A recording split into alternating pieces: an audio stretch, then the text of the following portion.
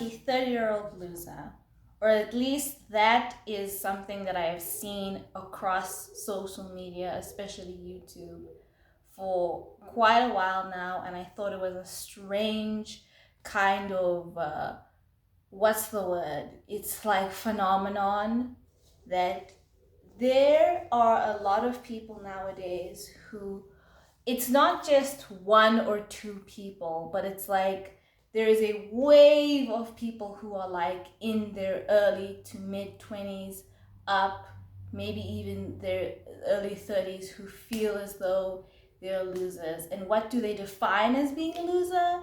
They define it as someone with no friends, no community, no partner, still living at home, no job, and is broke. And it makes me wonder, how are people getting to this point?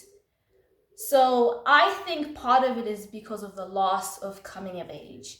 A few days ago, it's about a week ago actually, I went to this thing and they were screening this Spanish film called, let me see if I can get it correctly. It's called Lengua de la Mariposa, or the tongue, in it translates to the butterfly's tongue. And it was such a classic coming of age story that made me realize that we have lost this kind of age where, firstly, we've lost community. There was a lot of community in this film. You could see that everyone, it was almost like everybody knew everybody else. But basically, to define what was happening in the story, was about the coming of age of this young boy during the time of, I think, the Spanish Civil War, um, which involved, I think, Franco. No, I used to do history, but I'm not a huge at history, so excuse me if I get things wrong when it comes to history. And what I thought was so interesting is that life seemed so normal. The adults were having relations with each other, they had work, they had jobs, the students or the kids were growing up and they went outside and they played, and there was community. And a part of the reason why this 30-year-old loser epidemic is starting, I think is starting, is partly because we have lost a sense of community. And also, in tandem to that, we have lost a sense of the ritual of initiation. And what is the ritual of initiation? If anyone knows anything about me, I am an amateur Jungian, and I know quite a bit about analytical psychology. And a ritual is essentially something that passes you from one stage of life into another.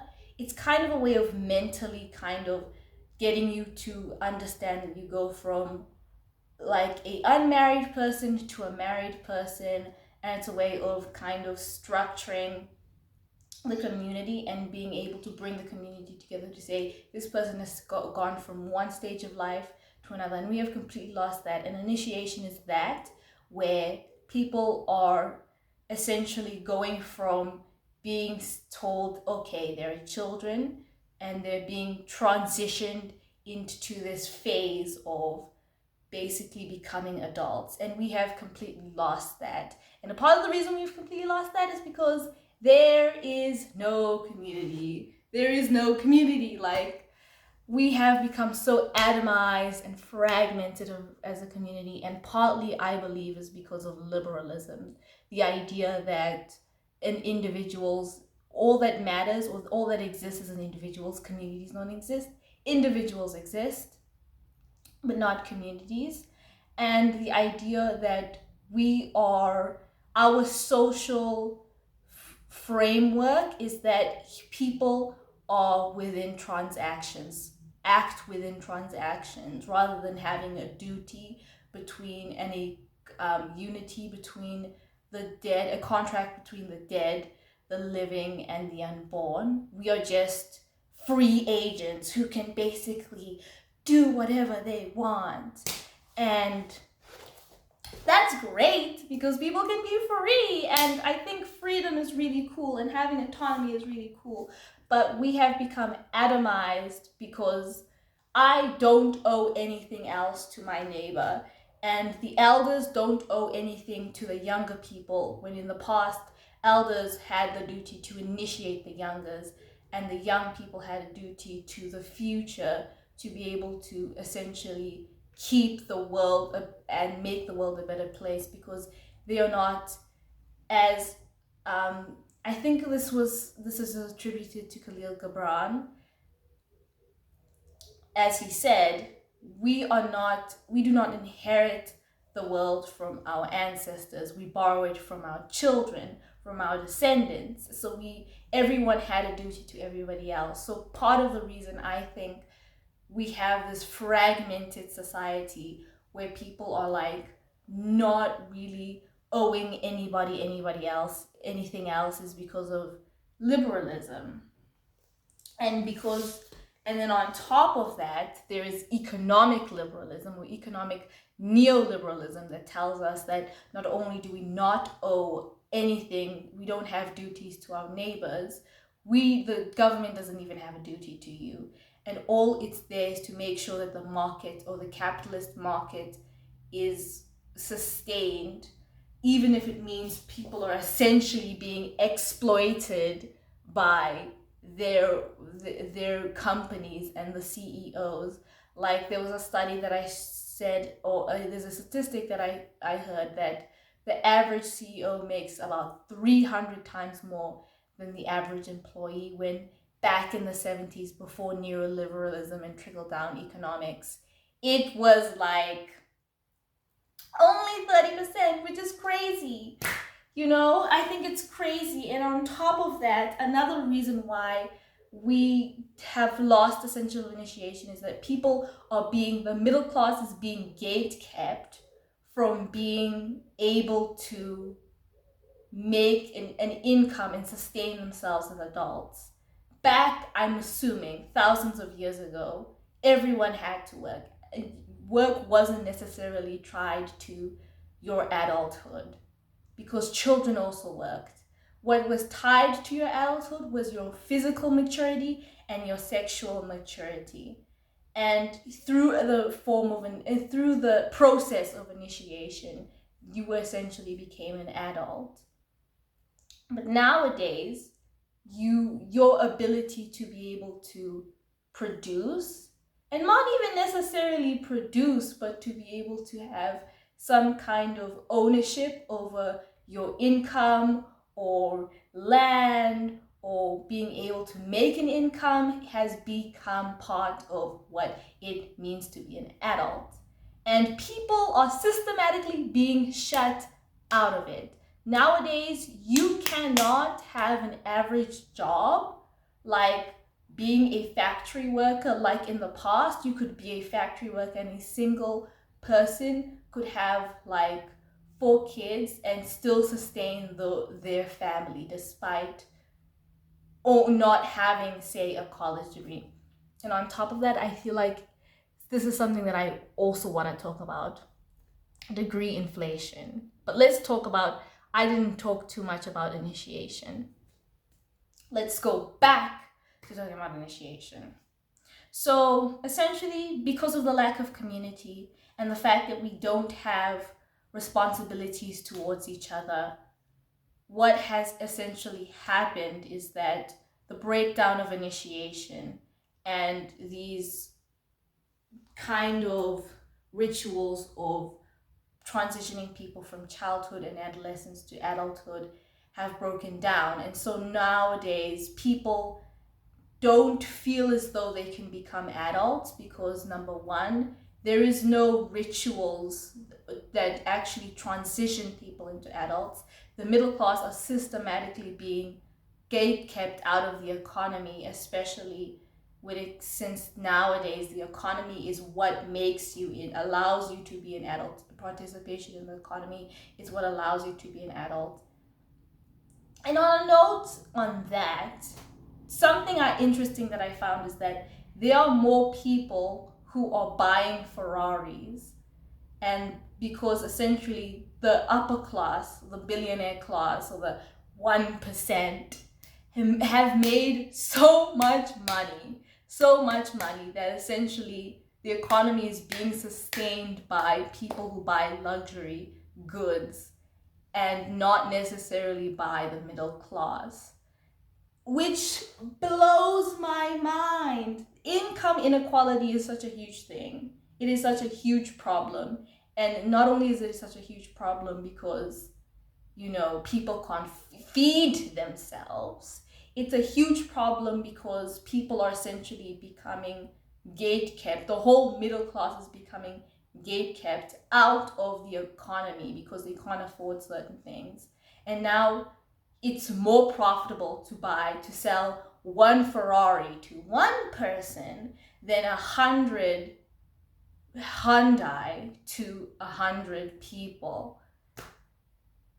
I don't know. Like, can we just know how insane that is?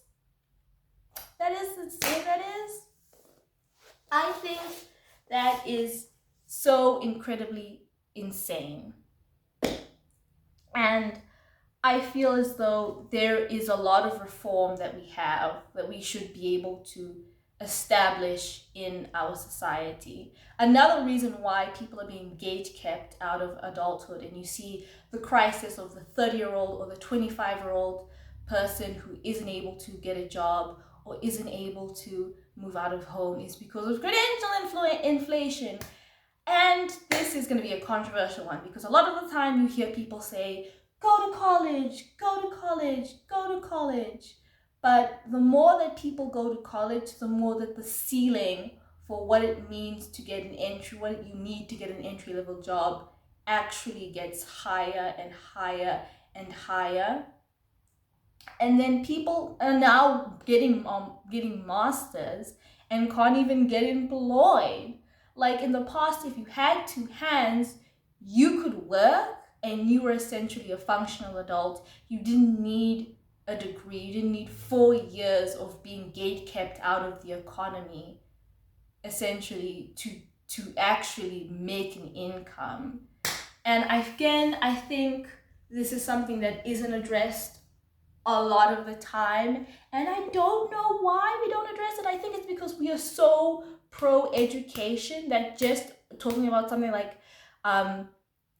credential inflation makes it seem like, oh, you don't like the economy, you're anti-education, you want people to be dumbed down, and you're anti-intellectual. And it doesn't mean that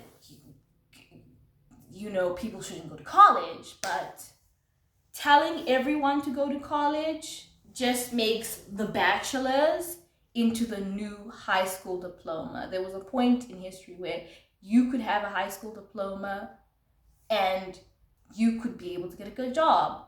And now you can't even get a job with a master's, which blows my mind. It blows my mind.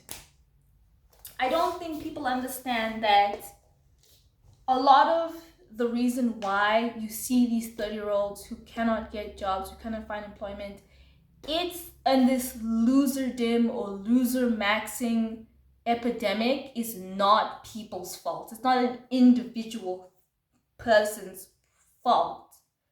It's an epidemic that has been caused by credential inflation, a lack of ritual, or turning rituals like college turning things like college into the new rituals of adulthood, where we don't have proper rituals of transitioning people into adulthood, where all you needed to be is physically and sexually mature. Now you need to get a master's and maybe a PhD, and also have a 6-figure income, because now people can't even afford homes if they don't have a 6-figure income.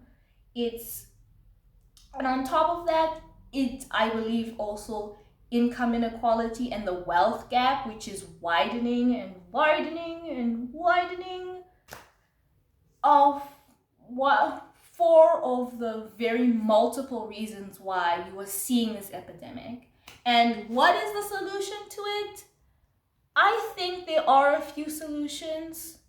Well, first one is that if you are working 40 hours a week, you should have a livable wage. There shouldn't be such a thing as and this drives me insane, the working poor. How can you be poor and working? That idea is not normal in human history.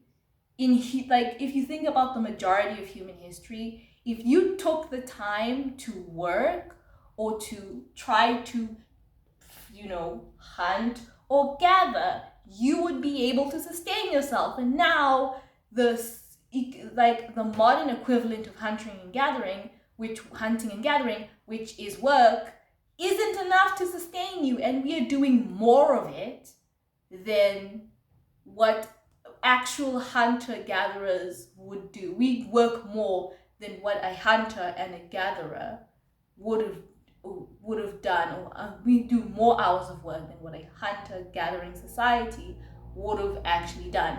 And yet we cannot afford, people can't even afford their own homes. It's insane. It's insane. Neoliberalism is insane. And all I want to say is that if you are in the position where you cannot find employment and you're looking for employment, and you do have employment but you are underemployed or underpaid, that isn't your fault. The economy is broken. It is broken. Even if you think about the country that I live in, 60% of people from the ages of 15 to 24 can't find work, even though they're looking for work. And 40% of people from 25 to 34 or 35 can't find work. It's insane. It's insane. And I think part of it is because there is a missing middle, because of credential inflation. It's because there is a credential mismatch. It's the fact that there aren't enough universities. University is too expensive. People are destitute. I feel like if we made college free, firstly, I think education should be a human right. And the fact that it's not free is crazy. I mean, it drives me insane. And the fact that people don't even have the opportunity they can't even feed themselves is insane. It's actually insane.